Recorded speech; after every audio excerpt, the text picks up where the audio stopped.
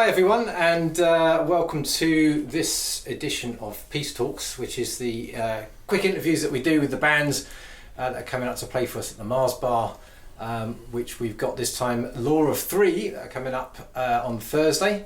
We've got Andy, Roy and Mark with us, and we're actually doing this one from Low Street Studios today rather than over Zoom, which we normally do. This is where the guys have been rehearsing since Sunday, wasn't it? You've been here, so... Don't tell them that. So yeah, we've... they want us to be tight, won't they? Can you hear that? So, hi guys, and thanks for giving us some time for the interview. So let's start with the band and kind of how did this thing come about? It really started with yourself, didn't it? It did. And, well, you can explain. Well, you contacted me, didn't you? there's a guitarist in Worcester called Los Ruston who does a lot of stuff with you, doesn't he? Yeah. And he's a really big jazz guitar fan, and he said, you've got to check this guitarist out. He's like the fastest guitarist I've ever seen in my life. So I went and checked it out, and it was Roy. And then when I looked in the comments, there was all these people going, this isn't real, no one can play this fast, how can he play like that, blah blah blah, you know, and I looked at it and I thought, no, that's real. And I actually contacted another guitarist, my friend Fire, and said, can you have a look? And I go, this bloke's real, this is for real, what's going on, you know? So I started arguing your case, didn't I? And you noticed it, didn't you? And then we bonded over Billy Gibbons from ZZ Top, because you put something up about Billy Gibbons and I said I like that and you said he's great. I thought it's weird that this ridiculous technical monster would like Billy Gibbons, and we started chatting and it's just slowly grown from there, you know. It's really weird with the internet now because if you put yourself out there, you meet like-minded people. You've just got to put the flag up and say, here I am, and you meet people, you know. So and then I've known you for like 25 years, haven't I? So me and Mark have played together for years. So when did you all actually first get together? It was a masterclass, wasn't it? Masterclass, yeah, that was nearly a year ago. About a year ago, Yeah.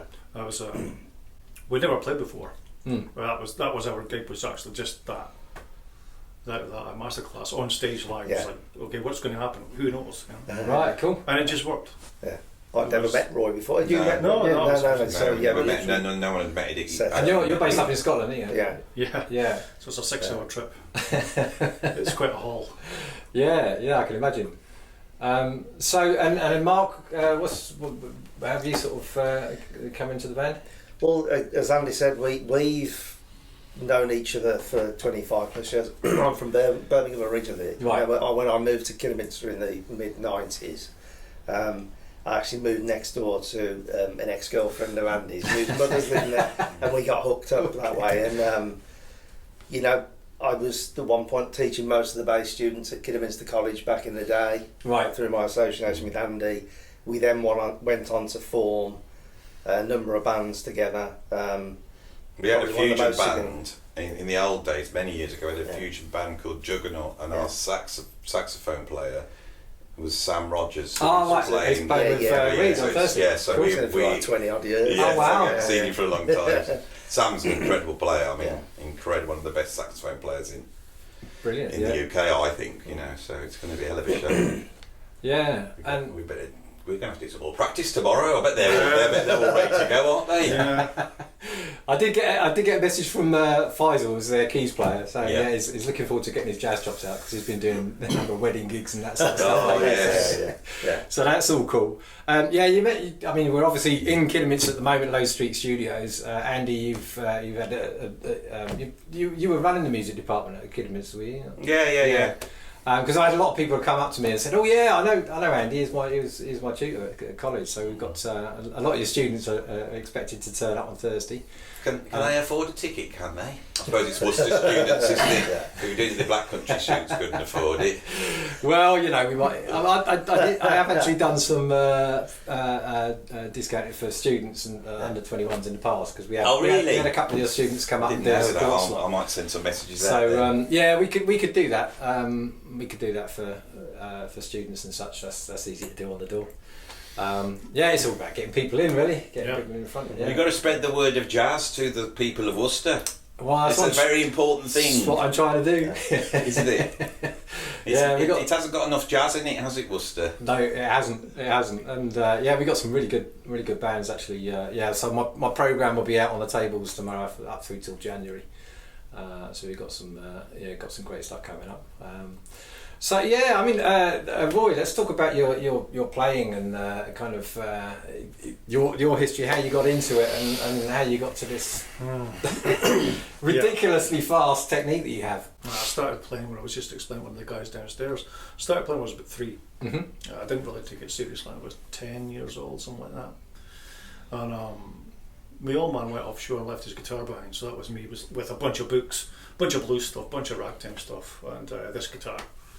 And I worked out my first blues track. It was called Guitar Shuffle by Big Bill Brunsey. Mm-hmm. And that was it. It was just, I know what I'm doing for the rest of my life. Run through, Mum. I'm doing this for the rest. Oh yes, right, yeah. It's a passing phase, you know. But that kind of spiraled out of control really quick. Right. And by the time I was 13, I was getting into a lot of really serious classical and jazz stuff. At that point, and my record collection just grew. But as my record collection grew, my friends kind of diminished. So I had this small group of friends that were into Was that everything. connected or just coincidental? I think it kind of was, yeah, because I mean, I was, the very early years I remember, it was like, I was into the Police and Madness and a lot of stuff. Brilliant, yeah, who wasn't? When I was like, 7, 8 years old. Yeah. And I was really into that whole rhythmic thing. And as soon as I heard rock music for the first time, it was Van Halen. Right. Gary Moore slipped in, and then it was Deep Purple, then all the usual rock bands slipped in, and it just took over.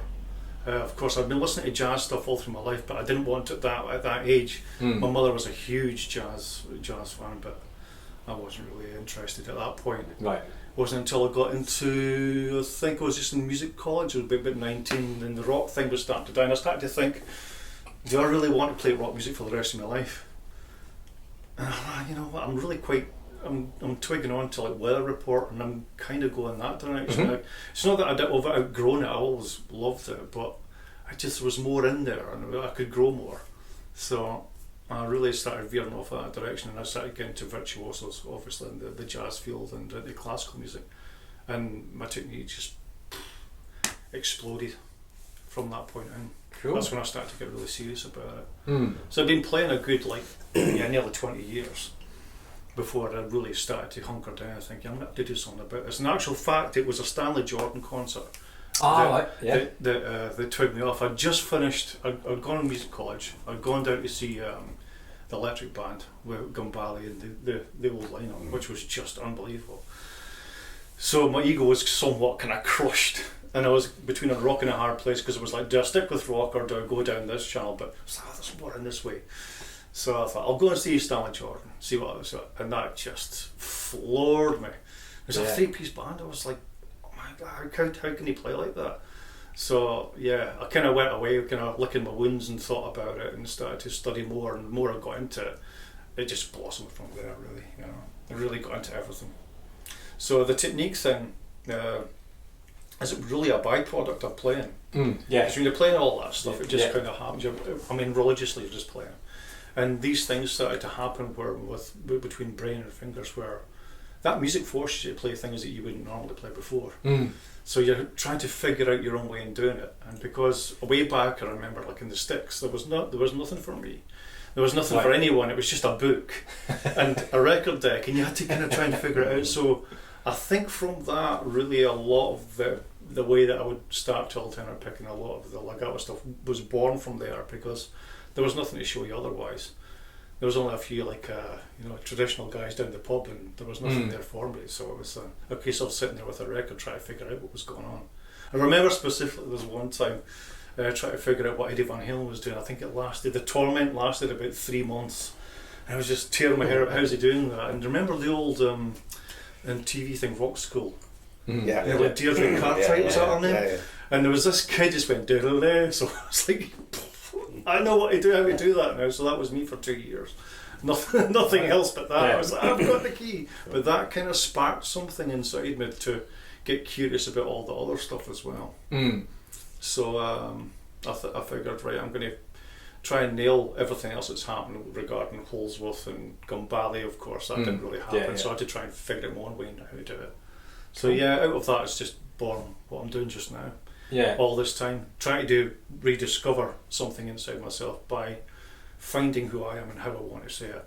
Yeah. Getting creative with it, Yeah, the stuff you're doing with Swam is really cool. So for example, that's quite new. I mean, just 2 years that's been out. And that's me full-blown MIDI in some parts now. I never played MIDI before. It was like COSM technology, so it's more like moulding the waveform to make it sound like something. But it's still audio. It's not triggering any samples. And a lot of people think it is. Right. But it's really not. But because the waveforms curve so much and you can do so much with that, it sounds like it is. So it throws people off. Right. But now I'm playing like these things with Swam, obviously that is MIDI. And it's just incredible. Just incredible. I think Holdsworth would have done that a long time ago. I think if he was still on the road, he would have been right into that because it's cheap enough to be able to work it. If anything goes wrong, you're not going to break the bank. Yeah. I think he'd have been right into that. Yeah, no, some really interesting sounds and stuff, and using a breath controller as well. Yeah, well, the reason I really got into that is I've always been a fanatic for dynamics. Right. And the rock stuff, I think, with the solo thing, what really kind of put me off was the fact that I couldn't get the dynamic range. Loads of gain. I used to play with lots of gain. I understand what that feels like, and it's just like this linear line. No matter how great the lines are, and how clean they are, and how well it's played, it's still the volume stays the same. So even backing off in the volume, it was still a bit nasty. I thought, how can I get that? And the first time I heard a guitarist doing it was obviously Holdsworth, and he was using the syntax with a little blow thing. I thought, how is he getting the dynamic range? And then I realised this was somehow working out how to put the dynamics into it, whether it be really slow or whether it be really quick. I thought, I want that, but of course I couldn't afford the 20 grand, or it was something like 100 grand or something for the syntax when they first came out.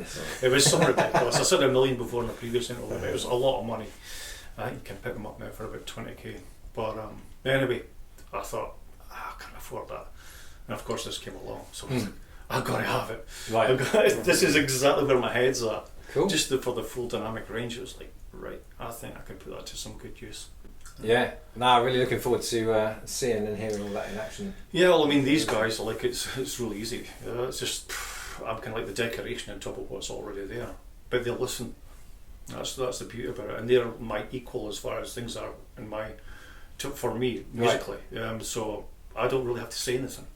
Yeah. It just happens. Yeah, yeah. The feeling's right. Excellent. So no arguments. No, I love that when I see that in a band. That's why I pulled them in. I find bands and go out and see them and I go, yeah, that's they've got something there. Absolutely. In the band, yeah. Oh, it's just magic. Yeah. Cool. So, Andy, let's talk about you a bit because you obviously I think I first came across you on your YouTube channel. Yeah. And then sort of we connected through Loz as well. But you're obviously a drummer. You were in the prog band IQ? Yeah, I played in IQ and I was a founder member of the prog band Frost. And then before that I was Robert Plant's drummer for a number of years. So that's the sort of main peaks of my career. Cool. And I caught you down at the Corner Pocket in Coventry with BD Lenz. And Tom Hill. Yeah. He was was that Tom the bass guy?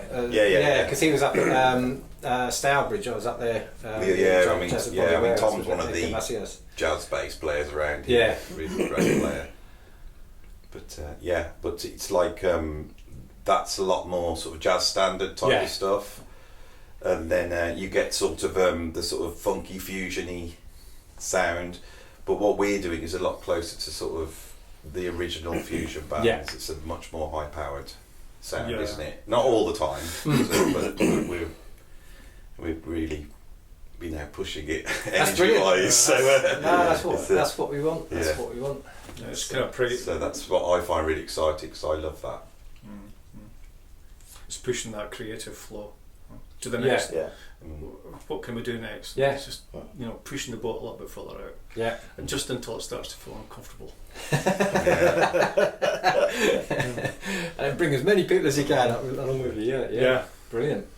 And yourself, Mark, what's your background with the bass? And Well, how'd you get into it? really, my background is very similar to Andy's in that I started off in rock music. Growing up in the early 80s, it was kind of new wave of British heavy metal. My first bass idols were people like Steve Harris, that's who I aspired to be. But as I grew, you get to the end of a certain genre, you think, I need a bit more than this. Yeah. So I started, my bass teacher at the time, who I went specifically to learn how to read, said, have you heard about Jaco Pastorius, Stanley Clarke? I was like, who?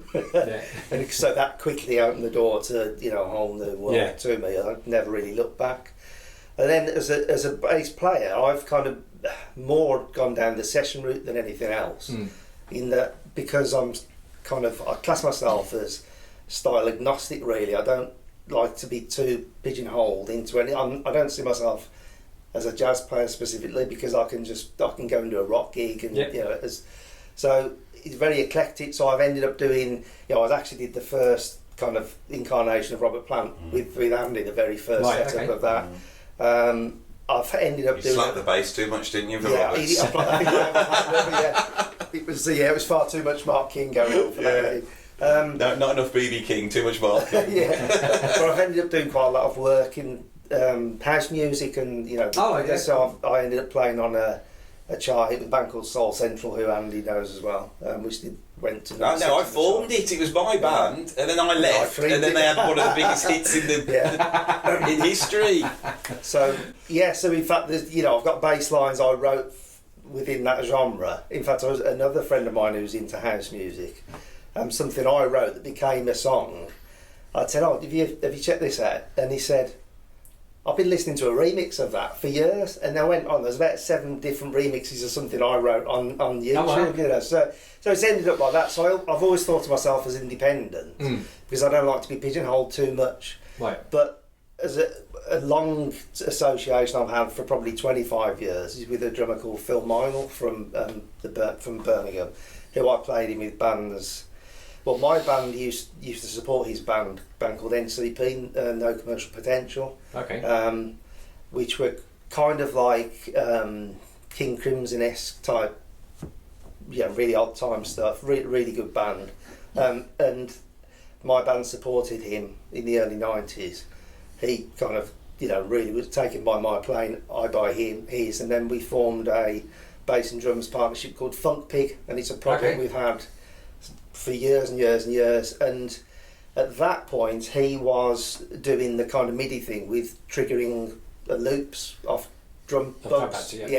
So one of his best friends was the lead engineer at Simmons Technology in the 80s. Ah, right, yeah. So he was the ones that came out with hexagonal he looked like pads, 50 pence per yeah, year. So he's always really been heavily involved in those.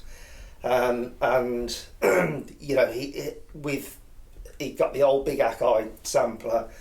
So he was starting off triggering loops, playing real-time drums, and then that just left me to do everything else, which was where I started bringing in multi-effects as well as playing regular bass. So it was the perfect platform for me to start developing, lots of chops, but also being musical as well. And I love being in a big ensemble band, but I also love being in this type of unit.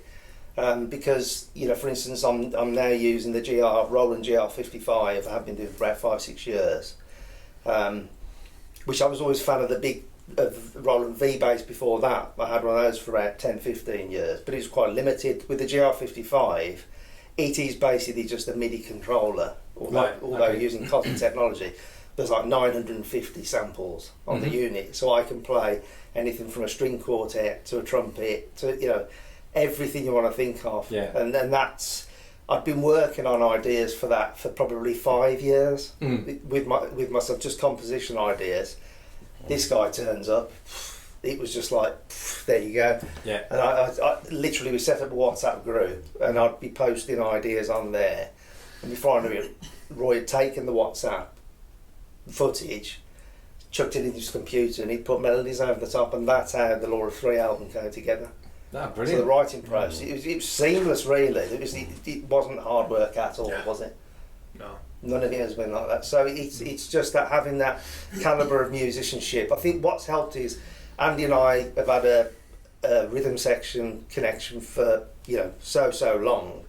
We lost contact for a bit, didn't we? And then we hooked up, and within 5 minutes we were locked again. Yeah. It was like we'd never ever been apart, and that was about a year before we met with Roy. And so it's, as Roy said, we got this right time. Yeah. Yeah, and it's just crazy things. Mark's such a bonkers player, and he brings out the bonkers side of me. Yeah. But we've always walked around and we needed someone else to play with. Yeah. It's the only person that can. I mean, I could say this quite honestly. I've never been in a band where the guitarist could play faster than Mark.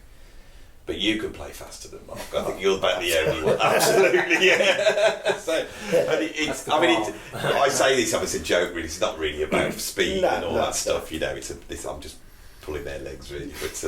But finding someone that can sort of get over Mark, and me when we're full blast. You need someone with a lot of projection and confidence and musicality. It's an important point though, isn't it? Because we were talking about this earlier, because the set we're going to do at the Mars Bar on Thursday, there are some tons of chops going on, but there's also, I think people will be surprised that some of the mistakes we make and the really bad playing that we do on the rehearse stuff. Yeah, we will flop at that. If I say all this and they get there, they go, they don't see it, and then we'll be above their expectations. You never want to be below their expectations. At least they were honest. There will be a bit of dynamics going on. We're having to play Alan Holdsworth tunes. It's like, this is really going to be hard.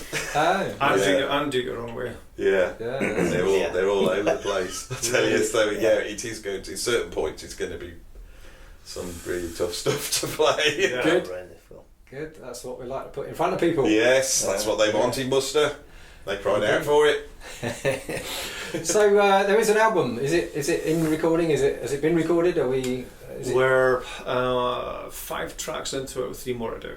Cool. The other 3, I think we're probably going to knock them out if we can this time, if not the next, just do it live. Because that's really what we're about. Yeah. Just trying to get that our sound. Because this isn't the Roy Marchbank imagination experience, it's Law of Three, so I want to get as much of us in there, Because anybody can sit there and do overdubs still, and there is that as well. On a few tracks, but most of it was when they first played together, it was taking the initial groove and then, okay, that sounds like one track, what are you going to do over this, Roy? And then I'll take it in blocks. Right. So when I get back up the road, basically it's up to me to try and find melodies, because all the rest of it's done, but it's all live as is. There's no messing around and everything, everything perfect. We'll try to get as live as possible. Because we've been running the set, then we've been jamming, because there's going to be a lot of improvisation. Yesterday we did a lot of improvisation, and now the band's in a different place to where it was last week. Because we've been developing these ideas here, and we're all sort of going out. We've got this album coming out, but I think the band's going to be in a completely different place. When this album comes out, because it's quite structured, isn't it? It started off improvised, but it's very structured and arranged. But a lot, this week it's been really quite intense stuff. I've never played anything so intense. Really looking forward to it, guys. It's pretty intense. And you're paying by the notes, aren't you? Just to double check, We've crammed as many notes into this music as we can. Did you notice there was a slight uncomfortable? No, I was just doing it in my head, because I'll pay the same as Spotify streams, so you get it's a thousandth of a penny for every note. We thought if you go on a Spotify stream for the notes, then you should only owe us about 40 grand. There you go. How many were we doing? Was it 5.5 million notes we've got in this gig? Per second. A lot of notes. If you like notes, come to this gig. There's going to be a lot of notes. Fantastic. Well, thanks guys for your time today. I don't want to take up any more of your very important rehearsal time, and really looking forward to seeing you. This is on Thursday at the Mars Bar, Law of Three. They will be on at around about 9:15.